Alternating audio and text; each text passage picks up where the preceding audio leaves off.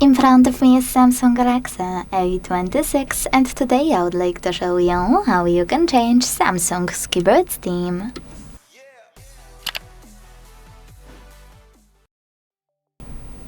All you need to do is launch Settings and scroll to click on the General Management.